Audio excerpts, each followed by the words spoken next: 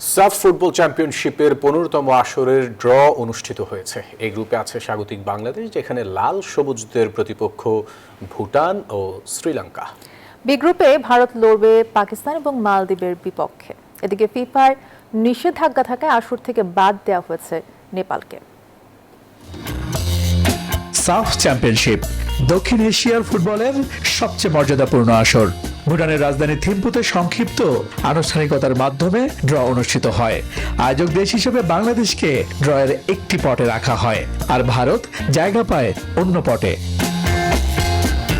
ড্রয়ের পর আলাদা দুই গ্রুপে পড়ল দুই চিরপ্রতিদ্বন্দ্বী বাংলাদেশ ও ভারত। এই গ্রুপে লাল সবুজের প্রতিপক্ষ শ্রীলঙ্কা ও ভুটান। অন্যদিকে টুর্নামেন্টের অন্যতম ফেভারিট দল ভারত লড়বে বি গ্রুপে, যেখানে তাদের সঙ্গী পাকিস্তান ও মালদ্বীপ। ফিফা নিষেধাজ্ঞার কারণে ড্র তালিকায় নেপালের নাম রাখা হয়নি। তবে সাউথ এশিয়ান ফুটবল ফেডারেশন জানিয়েছে, নির্দিষ্ট সময় পর্যন্ত নেপালের জন্য অপেক্ষা করবে তারা।